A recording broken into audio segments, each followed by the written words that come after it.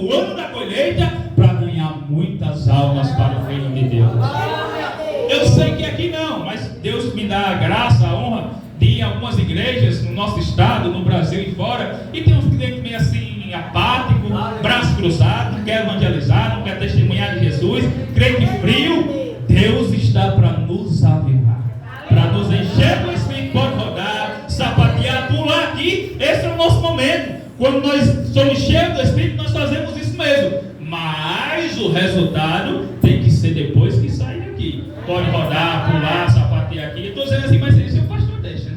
Eu digo assim, no nosso movimento pentecostal, enchermos aqui para trabalhar para Deus lá fora. Quando eu estava no Ceará, eu aprendi umas siglas que eles dizem, que eu sei que aqui não tem. É o grande 3S. Que não tem não, né? Crente 3S? Não tem não, você nem sabe o que é. Lá no Ceará diz, não, o crente que ele está salvo, aí na igreja só fica sentado e ele está satisfeito. Não quer evangelizar, não quer obedecer a ninguém, não quer participar de nenhum trabalho. Não quero ir para o conjunto não quero fazer aquilo não. Estou satisfeito aqui. Estou salvo, fico sentado e satisfeito. Que negócio é esse, irmão? Crente salvo, ele evangeliza, ele obedece ao seu pastor, ele participa dos trabalhos da igreja, e é algo bem interessante que alguns não falam. Ele dá oferta, ele dizima para o reino de Deus, porque ele é avivado, entende a palavra de Deus e o poder do Espírito Santo na sua vida. Lembra na igreja primitiva, quando eles foram cheios do Espírito, além de evangelizar as pessoas que ali estavam, eles compartilhavam do pão, eles viviam em comunidade, um com o outro, em harmonia, porque estava cheio. Que negócio é esse de crente avivado? Crente cheio e não gostar do irmão que está do lado. O irmão que você toma santa ceia no dia de ceia, que não obedece liderança, que não obedece pastor, que não gosta de evangelizar, que não contribui na casa de Deus. Que avivamento é esse? Que obra é essa? Isso é um pouco estranho. Não é de Deus não, mas quem é avivado em Deus pela palavra, participa do trabalho da igreja, obedece a liderança, obedece o pastor, contribui para o reino de Deus, porque é avivado pela palavra. Então ele nos deixa com esse propósito, porque tem gente que diz, não, mas eu não sei pregar, eu não sei evangelizar. Quem disse que tornar Jesus conhecido é só pregando em cima do púlpito?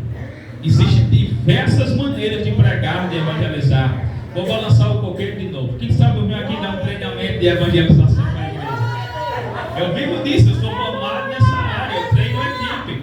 Quando eu fui para a África, eu fui como aluno numa escola de missões. De 2019 para cá, eu volto para treinar jovens e pessoas mais velhas também. Nós vamos para algumas regiões do Brasil. Eu estive em 2022 com Laércio, não sei se alguém conhece Laércio, que é missionário na Bolívia, treinando jovens, equipe de jovens em formação missionária. Eu liderei uma equipe lá na Bolívia, dando esse treinamento de evangelização. Quem sabe eu ver um civil campo de Mossoró aqui depois, no final de semana, nós ganhamos mais almas para o reino de Deus. Por isso que primeiro nós estamos sendo avivados, receber o poder, a unção, para depois pregar, anunciar Jesus lá fora. Por isso, não, mas eu não sei fazer, não sei como. Mas se você for cheio do Espírito Santo, Ele nos dá as estratégias corretas, Ele nos dará as ferramentas corretas. Depois que foi fácil, eu tinha medo de pregar para os muçulmanos lá na África, não sei legal. Se eles quisessem cortar meu pescoço, tem duas linhas dos muçulmanos, os sunitas e os xiitas. Xiitas são mais radicais.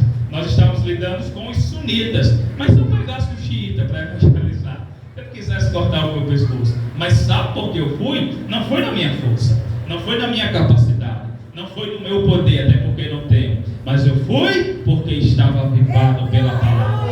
É obediência à minha liderança, e Deus fez o que fez por causa que Ele avivou, e Ele viu a obediência em minha vida, e Ele quer e pode fazer mais ainda na sua vida. Então Ele dá estratégia. Eu lembro que um testemunho bem próximo nosso aqui, quando o pastor Edinaldo ainda estava em Triunfo, Potiguar. Hoje eu moro com o pastor Edinaldo em Porto Alegre, mas quando nós estávamos em Triunfo, ele organizava lá alguns sábados pela manhã 10 cultos relâmpagos, bem rápido, em cada esquina ali, em ruas estratégicas. Nós íamos no máximo 15 minutos, louvava o hino, fazia uma oração, dava uma saudação e orava novamente naquela rua ali. E eu lembro que ele organizou um negócio parecido como esse, uma semana de avivamento, só que lá Foi um mês inteiro com a igreja, orando, jejuando, consagrando, mas independente de dia, pode ser um dia ou um ano, se nós dedicarmos verdadeiramente, o Senhor aviva a igreja. Então nós organizamos assim e nós saímos no sábado, planejamos, mapeamos a cidade onde nós iríamos fazer os cultos. E é interessante que só recebia a oportunidade no microfone os adultos e os jovens para pregar, para dar uma palavra, para orar. Estava cheio de criança ali com a gente. As crianças também iam para a consagração, nem todas jejuavam por causa da idade, mas estavam ali orando e elas estavam cheias do Espírito Santo. Elas foram avivadas. Sabe o que aconteceu? Quando nós estávamos pregando, as crianças pegaram o panfleto e elas saíam entregando as pessoas que estavam na calçada. Enquanto nós pregávamos, nós orávamos, elas iam na calçada entregando um panfleto para cada um, porque estavam cheias do Espírito Santo de Deus. Quer algo melhor para melhorar a glória? Olha o que aconteceu. Nós saímos do centro da cidade, fomos para uma área de conjunto. Conjunto é mais fechado, é difícil ver alguém na calçada. Lá no centro, onde tem o comércio, tem a feira, era muita gente, mas lá no conjunto tudo fechado. Mas as crianças também estavam avivadas. E uma delas, não sei como é que foi aquilo, na verdade eu sei, o Espírito orientou e ela comprou um durex no comércio. Sabe o que é aquele durex, né? A fita lá que é a prega. E o que é que elas faziam com as outras crianças? A porta fechada, não tinha ninguém em casa, a gente estava ali mesmo assim orando, naquela rua, pregando, e elas pegavam o durex e pregavam o panfleto na porta da casa, na parede, no poste, na janela. E eu perguntei, para que isso aí se não tem ninguém em casa? Disse, por isso mesmo, não tem, mas quando chegar do trabalho, quando for entrar em casa, vai ler a palavra do Senhor. Vai saber que por aqui passou os crentes, orando por essa rua, abençoando essa rua e pregando a palavra de Deus na porta da sua casa. Sabe por que elas estavam fazendo isso? Porque estavam avivadas pelas palavras. Elas são melhores do que nós? Claro que não. E não é nenhuma competição. Mas é para dizer para você, independente da idade, da criança ao mais velho, se estiver em obediência à palavra, ao seu pastor, à liderança, dedicar sua vida a Deus, se nós formos avivados pelo Espírito Santo de Deus, Ele é o mais interessado em nos capacitarmos para a sua obra, em nós evangelizarmos, pregarmos a palavra do Senhor. Finalizo com mais um testemunho, para nós podermos orar, buscar mais do poder nessa noite, Deus batizar aqueles que não são, nos reavivar aqueles que já são avivados, para nós pregarmos a palavra do Senhor. Eu tenho mais 5 minutos, pastor, para contar um testemunho. Quem me dá 5 minutos, levante a mão, por favor. 5, 10, 15, 20, dá para ir até amanhã. Brincadeira. De tantos testemunhos, vou deixar hoje para outro dia que eu vim aqui, falar da Bolívia, mais dos feiticeiros lá do Senegal, daqueles grupos, o Funfo, o Cancurã, negócio que tem para lá, fica para outro dia. Mas nós estávamos em um projeto, eu estava liderando uma equipe, implantando igreja lá em Canidé, no Ceará. Quem conhece Canidé aqui no Ceará? É um contexto do catolicismo muito forte, muito pesado. Na entrada da cidade tem uma estátua bem grande de São Francisco. Ele está assim, ó, de frente para a cidade, e é desenhado nele aqui como fosse o sacrifício de Jesus na cruz, o sangue escorrendo, os cravos aqui na mão dele. Ele está assim, está desenhado. Depois você vê lá no Google, no YouTube. Agora não, mas ele está assim, de frente para a cidade para abençoar. Era muito difícil pregar naquela cidade, evangelizar, para nós implantarmos uma igreja ali. E Deus nos deu uma estratégia. Nós oramos, nos aviva, Senhor, Teu Espírito que dá estratégia, nos enche através da palavra, nos orienta, e Deus fez aquilo conosco. E olha o que a nossa equipe elaborou, cheios do Espírito Santo, semelhante às crianças que saíram para evangelizar e a pregar o panfleto na casa do pessoal.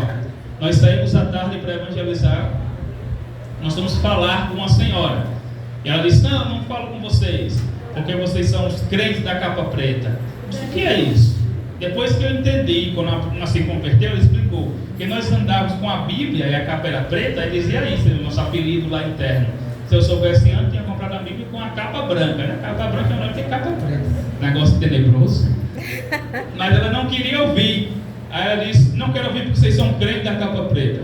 E nós dissemos, olha, nós somos crentes, mas nós somos diferentes. Mas como assim? Nós somos devotos, romeiros e pagadores de promessa. Ela ficou assim igual a vocês. Como é que um crente é romeiro, é devoto e paga promessa? Que conversa é essa? Só que Deus já tem nos dado a estratégia através do seu Santo Espírito. Não existe dificuldade para pregar a palavra, para anunciar Jesus. Você pode achar dificuldade na sua casa, com um familiar, no trabalho, com um colega de trabalho, na faculdade, na escola. Se você orar, nós estamos na semana de avivamento.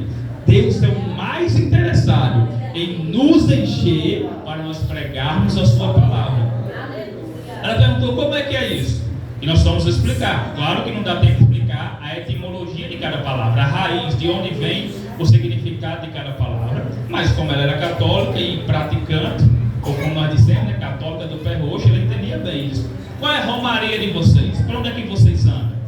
Disse, olha, sabe qual é a nossa romaria? Para onde é que nós vamos? Onde é que nós andamos?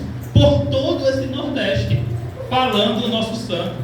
A senhora não vê à tarde, quando a gente passa aqui, passa para lá, passa para cá, a nossa equipe, sim, quase toda a tarde eu vejo vocês andando aqui, para lá e para cá. Isso é a romaria de vocês? Vocês não vão para a igreja com um santo, não? Não, nós já temos um santo, uma igreja, nossa romaria é passar por aqui, todo o Nordeste evangelizando.